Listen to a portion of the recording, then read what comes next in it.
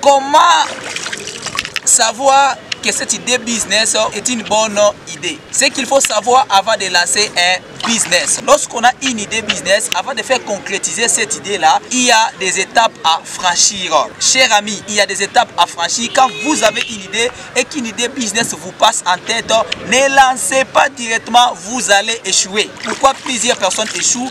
Parce que plusieurs personnes confondent une bonne idée et une mauvaise idée. Lorsque vous avez une idée business vous vient en tête, il ne suffit pas de lancer, ne vous précipitez pas à lancer. Il y a des étapes à franchir avant de concrétiser une idée business qui vous passe en tête. Toute idée business n'est pas concrétisable. C'est autour de cela que nous parlerons dans notre émission d'aujourd'hui. Restez jusqu'à la fin de cette émission. Vous allez découvrir les étapes à franchir avant de lancer un business. Restez jusqu'à la fin de l'émission.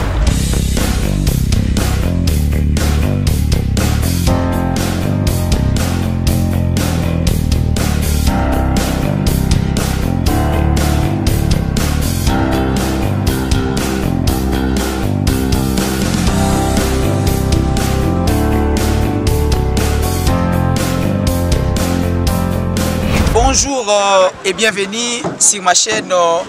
Moi c'est David Kimbangi, je suis pasteur, entrepreneur, investisseur, coach en développement personnel. Sur cette chaîne, nous parlons du business. Sur cette chaîne, nous parlons de l'entrepreneuriat de manière générale. Nous parlons des mindset, l'état d'esprit qu'il faut avoir pour percer dans les business. Sur cette chaîne, nous parlons du développement personnel. Nous vous donnons tout ce qu'il faut pour que vous découvriez la meilleure version de vous-même. Nous vous équipons avec des émissions de qualité, des émissions qui vont forger votre état d'esprit afin que vous soyez encore plus compétitif, car la vie est un combat. Nous allons aujourd'hui parler autour d'un sujet pertinent, un sujet crucial. Ce qu'il faut savoir avant de lancer un business. Qu'est-ce qu'il faut savoir avant de lancer un business? Aujourd'hui, je vais partager avec vous les 8 questions qu'il faut poser avant de lancer un business. Lorsqu'une idée business me vient en tête, je ne lance pas directement, je n'investis pas directement, je commence par me poser 8 questions. Il y a 8 questions que je me pose. En fait, c'est un plan d'affaires que nous avons travaillé purement pratique. Nous avons synthétisé ça à une fiche. C'est une fiche que j'utilise à chaque fois qu'une idée business me passe en tête. À chaque fois une idée business me passe en tête, je commence toujours par me poser ces 8 questions. Il y a 8 questions à se poser avant de passer à l'action. Donc lorsqu'une idée business vous vient en tête, ne passez pas directement à l'action. Il y a 8 questions. La toute première question, quel problème ton offre va-t-il résoudre? Donc j'ai dit ça, c'est un plan d'affaires que nous avons synthétisé, nous avons résumé. Un plan d'affaires résumé. La toute première question à se poser, c'est quel problème ton offre va-t-il résoudre? En d'autres termes, avant de lancer, il est prohibé, interdit de lancer un projet sans toutefois cibler les problèmes. Vous voyez, la plupart des temps, nous lançons des projets seulement pour lancer. On ne lance pas un projet seulement pour lancer. Avant de lancer un projet, il faut commencer premièrement par cibler les problèmes. N'oubliez pas, l'argent dans les business se trouve dans la résolution des problèmes. Un entrepreneur, c'est qui? Un entrepreneur, c'est un créateur d'emploi, c'est un créateur de contenu, c'est quelqu'un qui crée, pas qui copie, qui imite, mais qui crée, qui résout un problème. Et lorsque vous résolvez un problème, l'argent vient automatiquement. Les amis, l'argent vient automatiquement, les amis. Donc, lorsque vous résolvez un problème, du coup, l'argent vous suit. Et la toute première question qu'il faut toujours se poser avant de lancer un business, quel problème mon business va-t-il résoudre? Commence par cibler les problèmes. Par exemple, tu habites Kinshasa, tu habites Douala, tu habites Abidjan, tu habites Yamoussoukro, par exemple, et qu'il y a un problème de transport. Tu remarques qu'il n'y a pas de taxis de qualité. La plupart des taxis qui fonctionnent ne sont pas d'une très bonne qualité. Le problème est là, tu te dis, ok, je dois créer une entreprise de transport en commun et là, je mettrai les véhicules de qualité. Donc, tu es venu résoudre un problème. Le problème, c'est quoi? Les transports de qualité. Ceux qui font les transports en commun n'ont pas les bus de qualité, n'ont pas ou encore tu vis dans un milieu où les transports coûtent cher. Les transports coûtent cher. Par exemple, c'est $1. Toi, tu te dis non, $1 c'est cher, je dois résoudre un problème. Déjà, c'est plein tout l'État. Les gens sont tellement, les gens s'inquiètent tout l'État parce que le coût est élevé. Moi, je veux mettre les bis, je vais créer une entreprise de transport et je mettrai $0,50 comme transport. Donc il y a un problème, tu veux venir le résoudre. Ça, c'est la toute première question. Passons à la deuxième question. La deuxième question, que proposes-tu comme solution? Que proposes-tu ou qu'est-ce que je propose comme solution? Tu as ciblé les problèmes, pas de souci. Ça, c'est la première étape. L'étape la plus importante, c'est comprendre d'abord les problèmes, c'est où? Les problèmes, c'est quoi? C'est comme un médecin, lorsque vous amène à l'hôpital, les médecins commencent à vous examiner, c'est-à-dire cibler les problèmes, savoir de quoi vous souffrez, qu'est-ce qui vous dérange. Les médecins ciblent les problèmes, vous passez par les diagnostics. Les médecins comprennent après les diagnostics que vous souffrez de telle maladie. Et deuxième chose, il vous propose la solution, chers amis. Il vous propose la solution, les amis. Les médecins ne s'arrêtent pas au niveau des diagnostics. Il fait son diagnostic et après, il doit résoudre les problèmes. Il doit vous donner les remèdes qu'il faut. Il doit vous donner les médicaments appropriés. Donc, vous ciblez les problèmes, par exemple, vous faites dans un endroit où il n'y a pas assez de restaurants. Les problèmes, c'est quoi? Les problèmes, c'est que les gens qui travaillent dans toutes les sociétés, qui sont dans tel coin, par exemple, de votre ville, les gens qui habitent tel quartier, dans ces quartiers-là, il n'y a pas assez de restaurants. Et il y a des entreprises. Par exemple, à Kinshasa, Gombe. Il y a des entreprises par-ci, par-là à Gombe. Et toutes ces entreprises-là, tu remarques que les employés, à midi, ont du mal à manger, il n'y a pas un bon restaurant. Et toi, tu te dis, ok, le problème, c'est manque de restaurants, je dois résoudre ces problèmes. C'est quoi la solution? La solution, c'est créer un restaurant propre, un restaurant de haut standing, un restaurant moins coûté. Ça dépend aussi, quelqu'un peut situer comme problème. Il y a des restaurants, mais des restaurants tellement chers. Il n'y a que des restaurants de plats $20, plats $15. Tu te dis non. Mais ceux qui n'en ont pas souffrent. Et ces employés-là, qui n'ont que $5, je dois résoudre ces problèmes. En faisant quoi? En créant un restaurant de qualité, mais en mettant un prix accessible à tous. Un prix qui permettra à tout le monde d'entrer, manger bonnement, sans problème. Et là, tu mets combien? $5. Donc, tu proposes une solution. Première question, j'ai dit, tu dois cibler les problèmes. Deuxième question, tu dois te poser, tu dois te dire, qu'est-ce que j'amène comme résolution? J'amène quoi comme remède? J'amène quoi comme solution à ces problèmes? Comment je palue ces problèmes? Comment je solutionne cette situation? Passons à la troisième question avant de lancer un business. La troisième question, quelle est votre proposition de valeur unique? Votre proposition de valeur unique, les amis. Quand vous voulez vous lancer dans un secteur, vous devez vous poser toujours la question, en quoi je vais me démarquer des autres? En quoi je vais me distinguer? En quoi je serai différent de ceux qui m'ont précédé, de ceux qui investissent dans ce secteur? Tu ne peux pas venir faire les choses comme tout le monde. Tu ne peux pas venir imiter déjà ce que tout le monde fait. Tu dois avoir ta valeur unique. En quoi les gens vont te reconnaître? En autre terme, c'est ça. Tu dois avoir ta signature. Il est interdit d'écrire une lettre sans signature. Tu dois en avoir. C'est par ta signature qu'on te saura. C'est par ta signature qu'on va t'identifier. C'est par ta signature qu'on t'identifiera. Les amis, sans ta signature, on ne saura pas t'identifier. Et tu dois te poser la question, quelle est ma proposition de valeur unique? En quoi je serai différent des autres? En quoi je serai différent d'autres personnes? En quoi je serai différent de ceux qui investissent déjà dans ce secteur? En quoi je serai différent de ceux qui ont fait déjà beaucoup d'années dans ce secteur?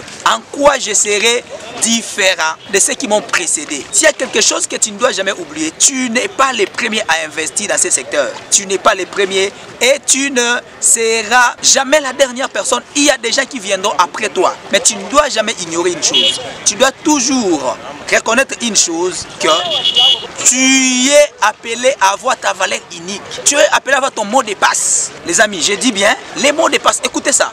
Les mots de passe. Quelque chose où les gens vont dire, ah non, non, nous partons là-bas parce que là-bas, il y a ça, ça, ça. Nous partons là-bas parce que chez lui, il y a ça, ça, ça, ça, ça. Vous qui aimez investir dans des restaurants, mettez des plats que les autres ne mettent pas. Mettez ça. Ce sont des plats que les gens ne mettent pas. Et qu'est-ce qui va se passer?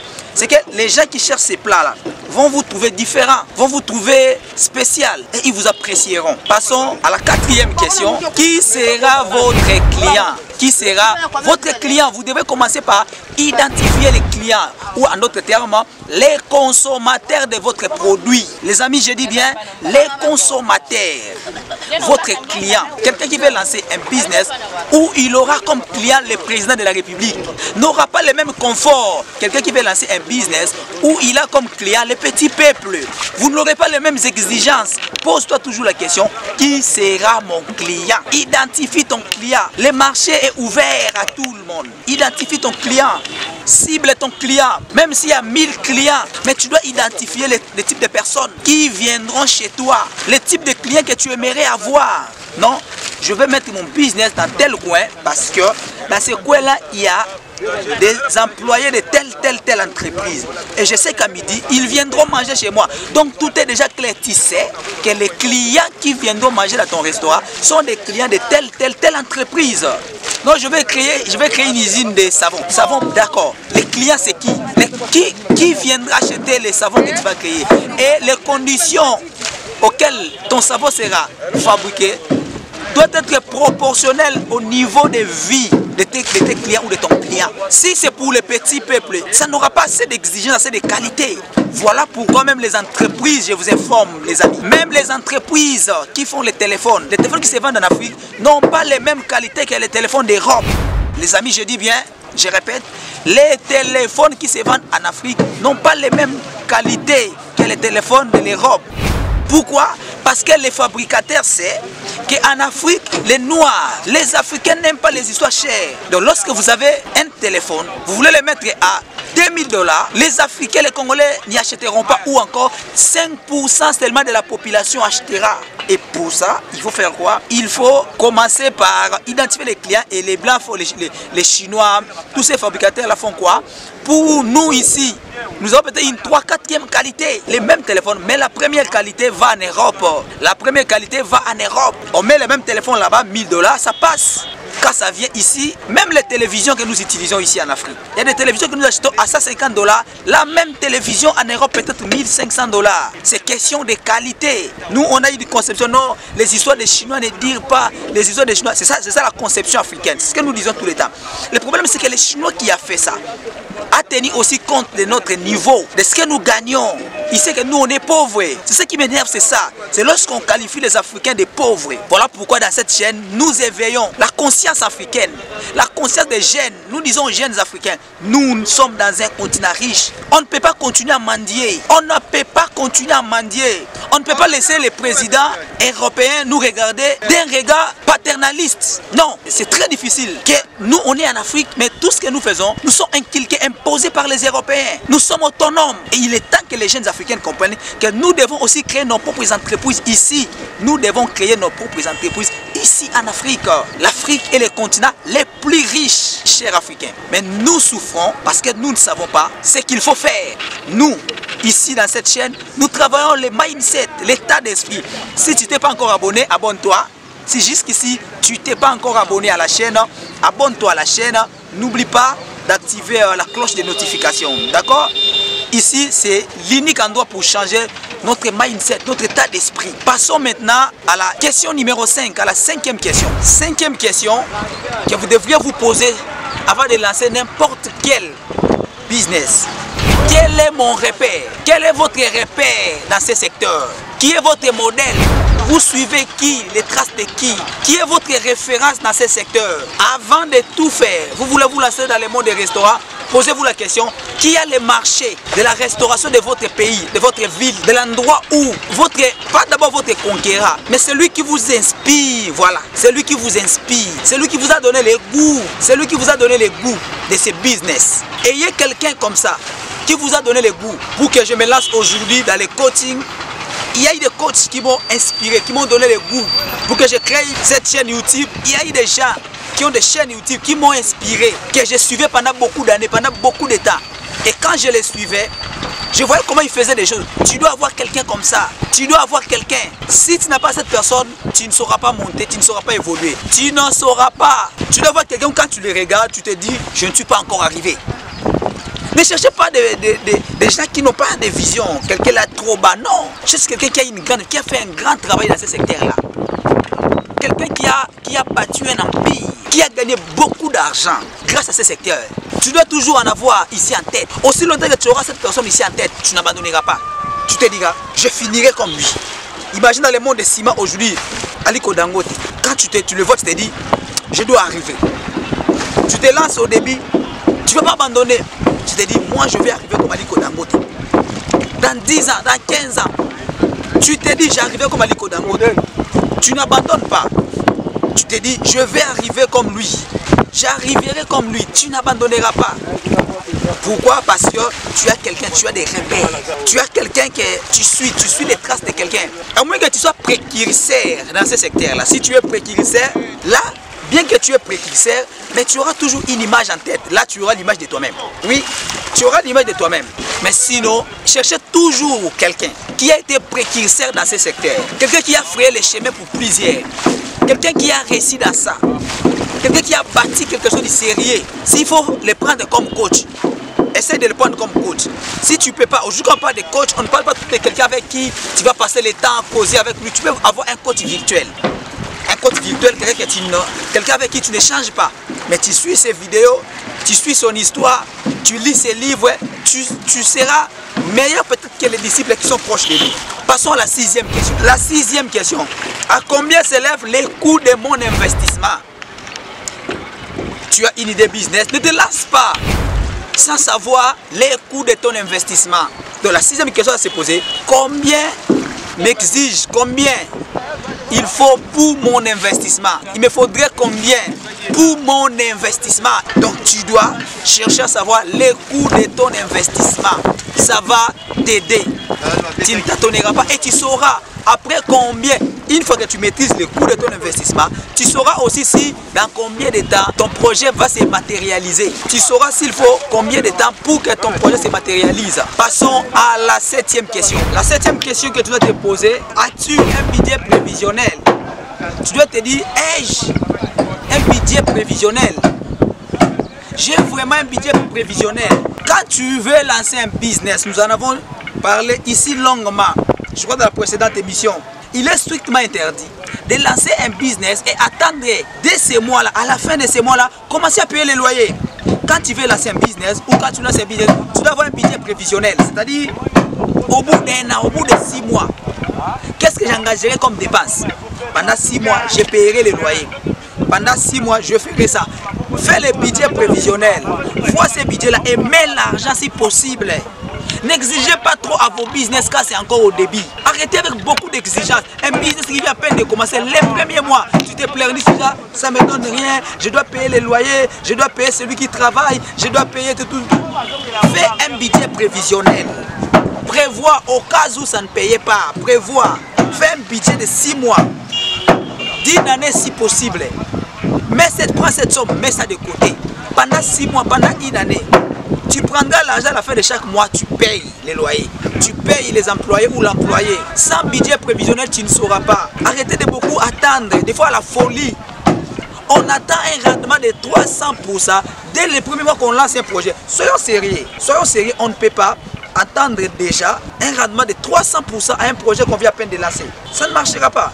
Donc commençons d'abord par faire un budget prévisionnel. On fait un budget, on prend la somme, on met de côté. Les amis, je dis, on met l'argent de côté. Passons à la 8e et dernière question. 8e question. Tu dois savoir combien vas-tu gagner par mois, par année. Les amis, moi je me pose toujours la question. Ça m'est arrivé plusieurs fois. J'ai rencontré quelqu'un qui t'annonce un projet. Il dit, je dois commencer tel projet. Tu lui dis, quel est le taux de rentabilité de ces projets? Il dit, c'est quoi le taux de rentabilité? Je me dis, qu'est-ce qui vous motive? Moi, étant entrepreneur, ce qui me motive, c'est la marge bénéficiaire. C'est ce que je fais comme intérêt qui me motive. En d'autres termes, je dois déjà savoir quelle sera ma part du gâteau. Je n'investis pas de l'argent pour investir. Je ne mets pas de l'argent pour mettre. J'investis de l'argent pour gagner. Un entrepreneur n'est pas impressionné par autre chose que les gains, l'intérêt, les chiffres qu'il va faire. Arrêtez de lancer des business parce que tel aussi l'avait lancé. Pose-toi toujours, je me souviens, il y a un business que je fais. Tout le monde me disait avant, ah oui, ce business a un taux de rentabilité de 300%. Tout le monde me disait ça. Mais vous savez, à un moment, Je me suis dit, bon, ok, je dois d'abord arrêter avec tout ça. Je dois arrêter avec tout ça. 300% de rentabilité, c'est bon, c'est bon, c'est bon. Je vais commencer maintenant à tenir compte du coût d'achat. Les gens qui me parlaient de 300% de rentabilité ne voyaient pas le coût d'achat et voyaient seulement le prix d'achat. Lorsqu'ils achètent quelque chose à $100, ils vendent à $300, ils se disent, oui, 300% de rentabilité, 200% de rentabilité, 100% de rentabilité parce qu'il avait acheté à $100, il a vendu à $200. Pour lui, 100% de rentabilité. Je lui ai dit, ok, je m'étais dit dans ce business-là, je vais commencer à tenir compte de toutes les dépenses liées à ça. Les amis, les business qui paient 300, les business, 300% de rentabilité chez tout le monde. Et chez moi, j'ai découvert que c'était 50% de rentabilité. Ce n'était pas 300. Donc les gens qui parlaient de 300, tenaient compte seulement du prix d'achat et non le coût d'achat. J'ai impliqué tout ce qui concerne transport à l'intérieur, les gens qui travaillent, les employés, maison, loyer, toutes les dépenses de ces business. Je me suis rendu compte que je gagne 50% le mois. Je ne gagne pas 300, mais les autres, tout le monde gagne 300. Parce qu'ils négligent d'autres aspects, d'autres dépenses liées à ces business. Vous devez en tenir compte. Ne soyez pas comme ceux pour qui, intérêt égal, tu achètes un truc à $10, tu revends ça à $15, intérêt c'est $5. Non, tenez compte de toutes les dépenses liées à ces business ou à cet achat. Nous voici arrivés à la fin. Si vous avez aimé cette vidéo, si vous avez apprécié notre travail, l'unique manière de nous aider, c'est premièrement en s'abonnant. Abonnez-vous, activez la cloche de notification. Deuxièmement, partagez cette vidéo. Partagez, c'est l'unique manière de nous soutenir. Ensemble, nous allons faire de cette chaîne l'une des grandes chaînes business d'Afrique centrale. Ensemble, nous allons faire un travail. Nous sommes là, nous allons nous battre jusqu'au bout ensemble. Nous, on ne peut rien faire sans vous. Vous et nous, ensemble, nous allons faire de cette chaîne l'une des grandes chaînes business d'Afrique centrale. Parole du coach.